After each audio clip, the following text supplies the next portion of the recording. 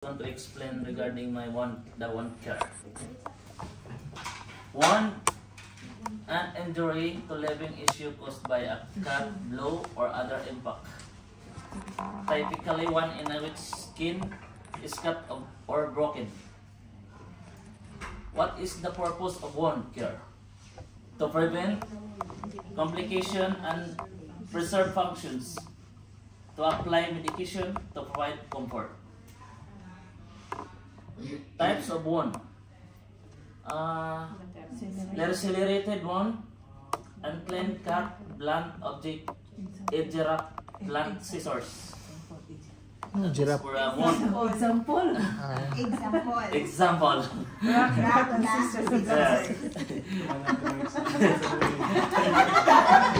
Yan. And example. No. And incised wounds, clean cut, sharp object, example scissor, knife. Next one is abrasion, graze wound, friction, example falling down on beach, and a beach right accident, like And then next is puncture wounds, piercing. Example, snake bites nails. Like pakan o nakagat ng ahas. Or nasugat, natunok sa lansang unsa ba. Next one is gunshot wounds, gunshot round wound. Example, gunshot, pusil, gun.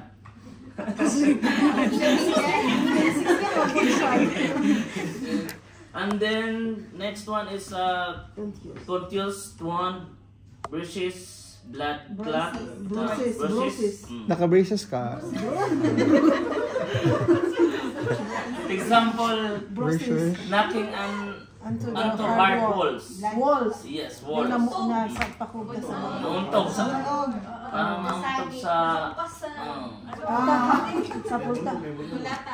Before we proceed, let's make it Tagalog muna, okay? Ano yung laceration sa Tagalog? Hiwa ka ng open ang...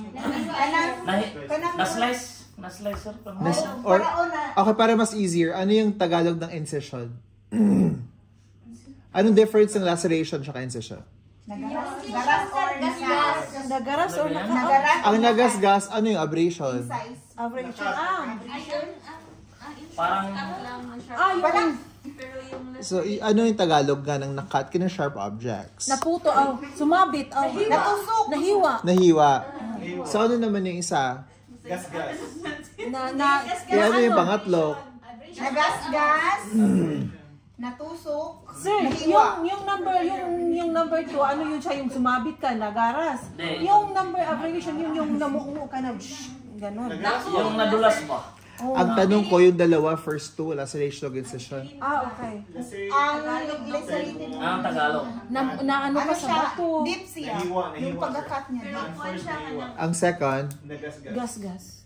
ang third, Ano ang third, Sir, paano mo lang ibig sabihin mag-explain, niya, sir? malalim, medyo, at saka baba.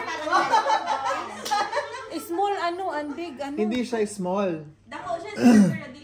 Dili siya lalong. Medium siya, tapos Okay, pinakamalalim. fine. So, tingnan niyo, ang difference kasi ng laceration of incision, ang incision, kaya nahiwa siya using sharp objects. Like, usually nangyari sa surgery, operating room, sa surgery. So, pwedeng malalim, pwedeng manipis lang, pwedeng, basta clean cut siya.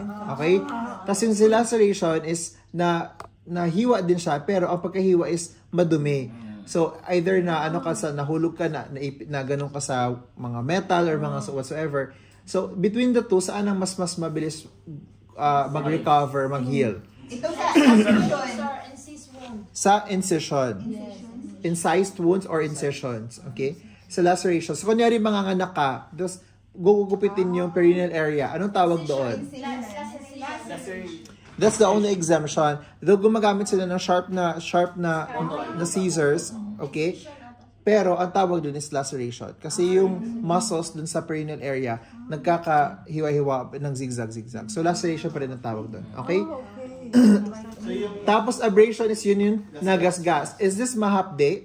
Yes, sobra. Why? Kasi Ano ko eh, kumbaga, Kasi na-expose na yung mga nerve endings mo, mas susceptible sa pain. Okay? Puncture wounds is na tusok. or bites na. So ano yung pagkatusok niyan? Malalim or mababaw? Depende. depende sa pagkatama po, sir. Malalim. Mababaw lang, sir. Mababaw lang. Di malalim. Like example, snake bite daw. Paano ba, sir? Mababaw. Mababaw lang, sir. Mababaw. Kasi pagpa-puncture, anything na mga sharp objects na nakatusok sa'yo, di ba? So may mga mababaw, may malalalim. Depende. Kunyari, malalim yan na pagkatusok. Kunyari, nagkaroon kayo ng scaffolding sa construction, okay? Tapos nahulog ka or ano yung scaffolding, tapos natusok yung buong mo katawan ng isang tubo. Anong gagawin mo sa tubo? Tatanggalin mo ba or i-stay lang? Kasi, Baka maubusan ka ng dugo. pwede mag-bleeding or mag-hemorrhage dahil doon sa mga natamaang mga ugat. What about knife? Kunwari natusok ka sa knife, tatanggalin mo ba yung knife? Yes, sir. Depende. No, Depende no. sa tusok, Kasi depende nga, sa sugat. Tanggalin Diba? Depende sa sama. So tanggalin mo yung knife. Sa city daw, tatanggalin ni knife yung city. Sa lalay, hindi pala dapat tatanggalin. Ibalik mo. Pagbalik mo, mali pala yung natusukan mo. Tanggalin mo ulit. Ibalik mo ulit. So hindi natin tinatanggal yung mga nakatusok ng mga malalalim kasi pwede magka-hemorrhage. Pero ang question ko is, what if magkaroon ka ng prick needle lang, na-prick ka ng needle accidentally, anong kailangan mong gawin? Remove. Bunutin, sir. Needle lang eh. Hindi mo siya natusok na-prick ka lang na ano ka lang ba? Pressure. So hindi huhugasan? Yun yung iba, ganun lang. So yun yung gusto ko marinig actually. Hugasan mo, whatever, put pressure and everything. What's important is definitely, kailangan mo i-report, especially if it happens while you're at work. If in case kasi na may, yung nakaprick sa'yo is may nasakit or may na-infected ka because of needle, HIV, hepatitis B, or what have you, at least covered ka kung ano man ang pwede mangyari sa'yo, may ano ka. Well, may anong first aid nun, sir? Yung first aid doon, ano lang, wash the hands. Pero may i-check man yata yan sila sa'yo, sir. Nalabas yung dugo na... Pero, Hindi naman nag-work yan, napapalabas ng dugo. Hindi yan nag-work. Cleaning lang, tapos disinfecting. Tapos yung sabi niya na may ini-inject, kung ano man ang sakit na pwede makadulot sa kanya, may ini-inject sila na para, before pa mag-load yung virus, meron na silang pang-kontra doon. So para hindi tuloy-tuloy yung sakit. Okay. Oo, parang gano'n. Next is GSW or gunshot wounds. So sa gunshot wounds, ano ba yung mechanism? Pag nakapasok na yung bala sa katawan mo, ano nangyayari na sa bala sa loob? You stay. stay. Ha? Hindi ba yun ang sihiwa-hiwalay? Depende sa ano, sir. Depende sa... Sa gun. Depende Oo. sa shotgun. Yung bullet, sir. Yung sa loob, sir. Yung... So kayo, tanungin ko kayo, mas gugustuhin mo ba na ang bullet lumalabas sa katawan or mag-stick sa katawan? Lumalabas sa katawan. Lumalabas sa katawan. So kunwari na shoulder ka, nandidiretso ka dito, mas okay na lang yun kasi nag-remain yung bala sa loob, Kasi right? need to... Next, kunwari kayong CNA, anong gagawin mo sa bala na nakuha mo during operation? Ikip. No. I-keep as remembrance, itapon, or i-soli sa mga police? Ikip para evidence. For investigation. Hinand over yan sa mga police through the police report na inaan. Okay? Tapos contusion or contused wound or bruises. May mga babae talaga na prone kayo to bruising, right? Especially during your menstruation. That's normal. Pero if it happens beyond your menstrual period, tapos nagkakaroon pa rin kayo ng contusions, that's not normal anymore. So, kailangan mo na siyang i-report, i-check up sa doctor, whatever, kasi it could be a symptom ng blood issues, definitely, or blood problems. Maybe it's cancer or something. Okay? Now, on the other hand, kunyari, na-bruise kayo talaga because of abuse, that's the time daw na according to the mga police, na mag-report sa police kung fresh pa yung lagom nung bruises. Kasi pag mawala na yung bruises, kung na-rape kayo, God forbid, tapos nagkaroon kayo ng bruises, tapos kinip nyo kasi na-shy kayo, natakot kayo, whatsoever, mas humihina yung kaso. So, dapat habang fresh pa yung bruises, yun yung right time na magpunta sa Police station. authorities. Yeah, I think yun ang naman ang dapat kong share. Okay, next. Next is materials needed. So, number one, cleanser to clean the wound. Saline solution. Saline? Oh. Saline sa sudan? Saline sa puan? Ano yan? Saline? Saline. Saline? Saline? Ha? Paano ba? Sa mukha, oy, saline. Saline. Saline? Saline? Saline? Paano ba yun? Saline. Saline. Saline? Saline solution. Next one is... Baka sa ibang bansa, saline yan. Sa Cebu kasi saline yan. Salin. Yeah, pag may sobra kayong pagkain, ang tawag doon, saline. Tamo nga salini. Salini mig sudan. Ang saline. Number 2, sterile. Sterile. Dressing, like dressing goods or pre-mass dressing. Number 3, goose tape. Number 4, antibiotic cream or petroleum jelly. Petroleum jelly. Disposable gloves, scissors.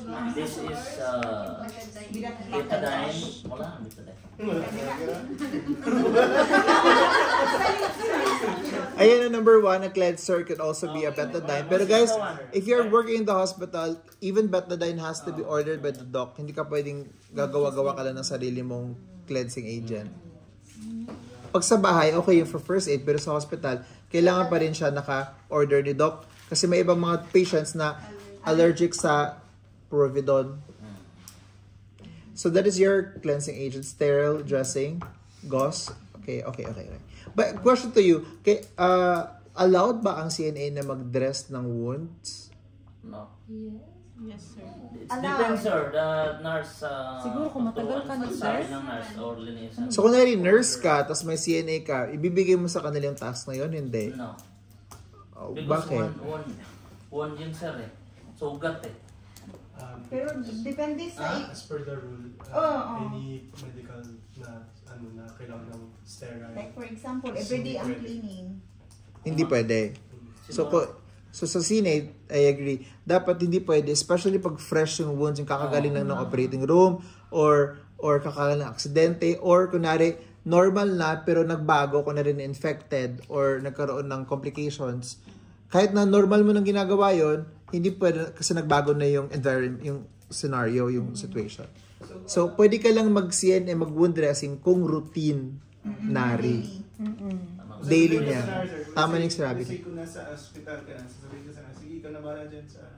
Siguro, pag marunong So, ka pag decline ka, pag fresh pa, anyway, even nurses are not allowed. Only doctors can allow to dress the wound. Pag fresh. Pero pag yun nga rin, nakauwi na sa bahay na ka natatrabaho, or parte na yan ang buhay niya na may wound na talaga siya, like ostomy or something. So, pwede na tayo. Allowed na. Okay. Next. So, dapat sa doktor. So, step by step in changing a wound dressing. Number 1, pre-procedure steps. Then, knock the door. Identify yourself. Introduce myself. Explain the procedure. Provide privacy and confusion. Perform hand hygiene. And then, number 2, put on a pair of clean gloves. Number 3, remove the whole dressing. Check the wound for any abnormalities. Yeah, now that is for a infected wound. So, can you tell me what are the symptoms of infected wound? Ano ba nakita niyo dyan? Nangitim siya. May pus, may redness, Bune. may mga rash sa area. Oo, pwede din may tubig-tubig, inflammation or swelling. Tapos ito kay medyo pa-dry na siya. Okay, fine. Next. May fever kaya to? Pwede. Yes, sir. For infection. Okay, game. Next. Next one is step by step in changing a wound dressing. 4, clean the wound using a sterile Sterile water. Sterile. Clean the wound using a sterile bottle of water or wound wash. Naging Korean na siya. Steril, butter, of water. Number 5, apply an antibiotic oil to make sure the wound is protected. Number 6 pa. Cover the wound, still sterilize, gauze and tape, and gauze. Ghost, usa man na siya, parang ano? Ghost. Pato. Usa man na, ghost nga ka ng, or pato, usa ba? Naglibog din siya kung ghost ba na, kung ghouls ba na, ghost ba na? Ano magbasa? Ha? Ghost. Next one is step by step in changing a wound dressing. Number 7, Do the aftercare. Oh, tapos na dayon, grabe. Tapos document and then see the doctor if the wound is healing. Document procedure and monitor the wound. See the doctor if the wound is not healing. And then, thank you.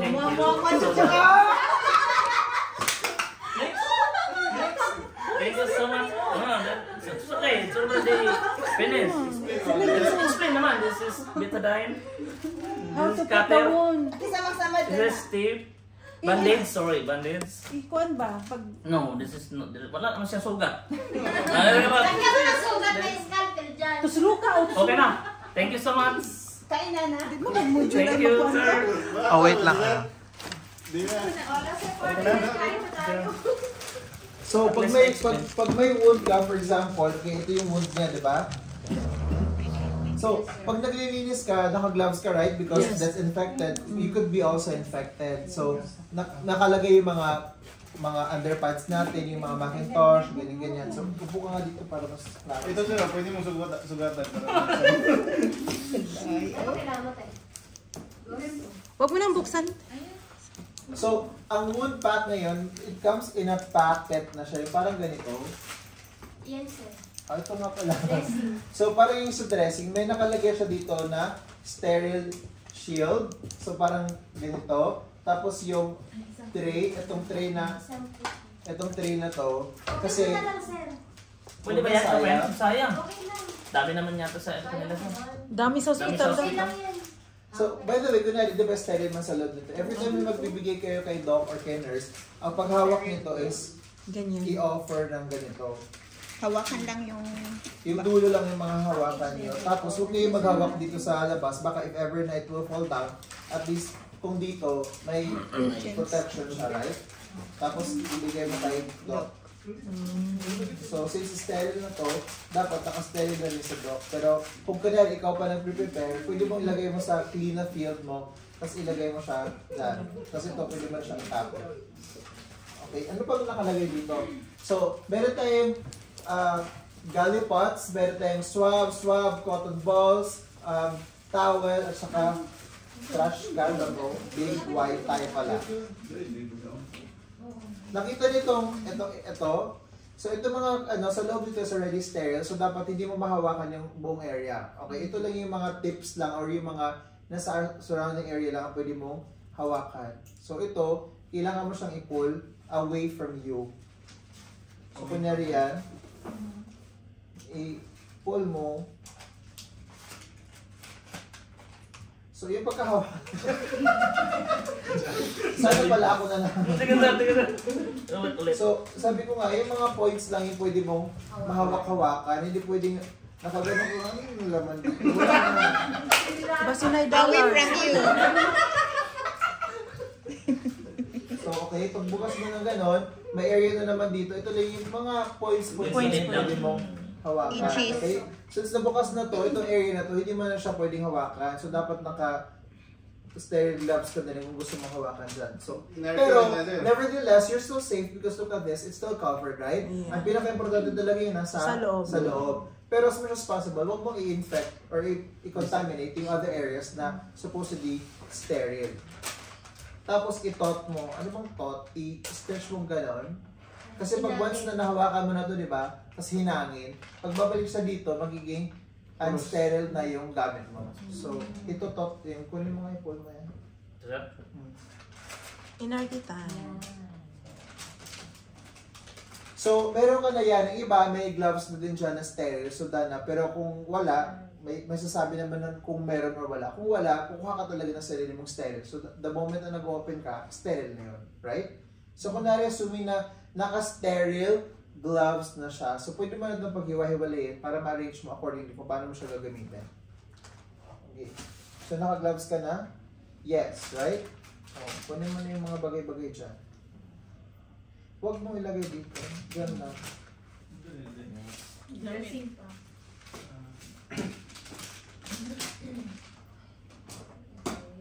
So, ito yung pang-cover mo dun sa wound para hindi siya ma-infect yung area. Tapos may forceps ka. Ilang forceps yan?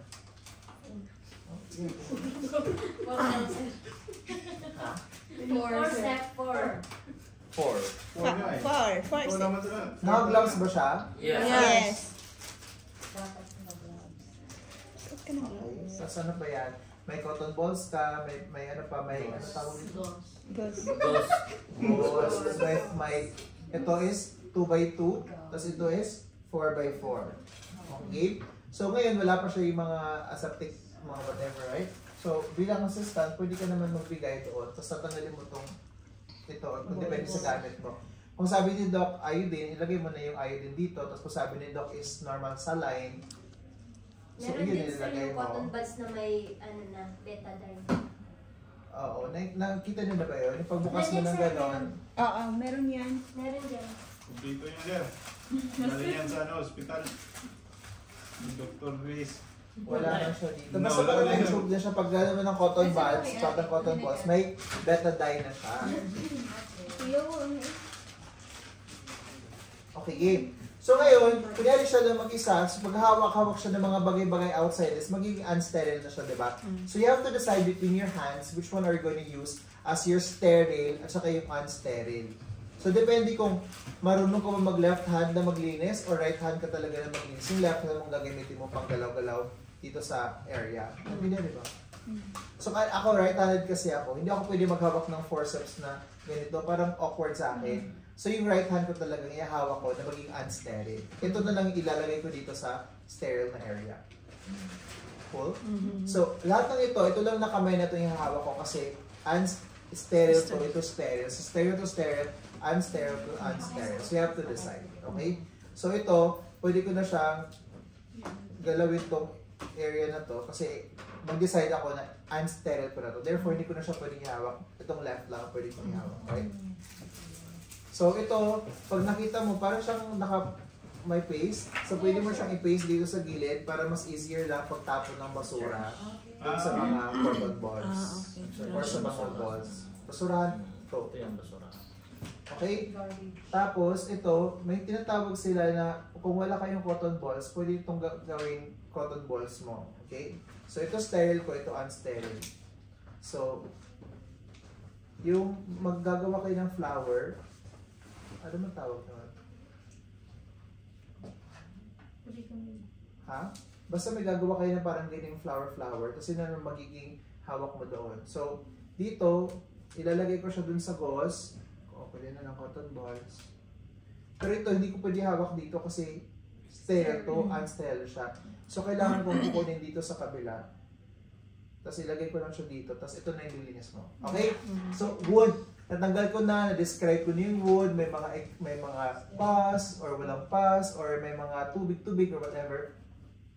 You have to start from the inner papuntang outer. So pwedeng isang ikot na ganyan, that's one. And then you have to Throw it. yes, or pwede din isang line, kunwari from the center going there. Depende sa kanong uri ng sugat, so paano pagkasugat. Kung pabilog ka na rin. Pero pag Pahaba din. One way lang. Di ba? So, isa, tapos tapon, tapos get another one, tapos isa na naman, okay? Kung mahirap-hirap yung hospital nyo, balik na rin mo lang sa kabila. Pero sa totoong buhay, di talaga nangyayari yung isang ganon, tapos ganon, tapos isang ganon, isang ganyan. What na? Sayang. Pero nabubuhay pa din naman ng mga Pilipino, di ba? Hindi pa naman sila namamatay. So, I guess, nasobrahan lang yung libro. Pero by books, ganun talaga. Isang line, ganun, isang line, discard. Okay? So once it's done, maglagay na kayo ng mga dapat ilagay, ointment or whatsoever, tapos maglagay na kayo ng dressing or gauze, depende kung anong uri yun. Pero ngayon, makabago na kasi ito na yung ginagamit natin. Parang ano na siya, may medicine na. Ito pala yung sinasabi mo kanina. Ayan, no? Pag bubuksan mo to, may betadine na sa loob. Social, no? Mayaman. Dati kasi mga tita ko na mga doktor, nagagawa pa sila ng garapon-garapon, nilalagyan pa nila ng gano'n-gano'n. Yes. So ayun, nalalagay mo na lang to, tapos naka-sticker na yan siya, or maglagay ka nito, tapos maglagay ka din ng dressing or cravat na bandaging kung wala kayong social na ganyan. Ayun lang, kasi you have to do your aftercare. Basta ang pinaka-bottom line dito is, you have to keep this sterile. You're not allowed to assist the patient or to do wound dressing if it's fresh, only if it's routinary or hygiene. And then, yun, you have to clean as per the principle of yung microorganism. Okay? Ayun lang. Thank you so much. Have a nice day. Yum, chup chup. Wow,